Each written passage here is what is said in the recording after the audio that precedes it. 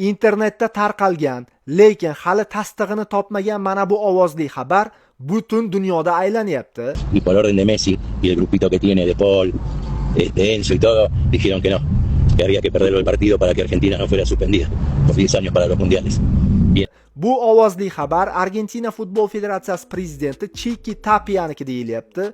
Mana shu xabarga ko'ra Argentina Ispaniya bilan finalda yutqazishga majbur bo'lgan. Messi Argentina uchun eng muhim qarorlardan birini Ispaniya bilan final o'yinidan oldin qabul qilgan. Argentinalik futbolchilar o'yinga kelishdan oldin xursand bo'lib kelib, kiyinish xonasidan xafa bo'lib chiqqaniga ham Messi qabul qilgan qaror sabab bo'lgan ekan. Demak, Angliya bilan o'yindan keyin argentinalik futbolchilar banner ko'tarib chiqdi va bu banner siyosiy banner hisoblanar ekan va bunaqa banner ko'tarib chiqqandan keyin o'sha terma jamoa 10 yilga FIFA musobaqalardan chetlatilishi kerak ekan. FIFA Argentinaga bu haqda aytgan, agar mabodo Argentina chempion bo'lgan taqdirda UEFA boyagi banner masalasini oxiriga yetkazmasdan qo'ymasligini, hattoki Argentinani chempionlik kubogidan mahrum qilib, kubogini olib qo'yib, o'zlarini 10 yilga FIFA musobaqalaridan diskvalifikatsiya qilinish haqida ogohlantirgan.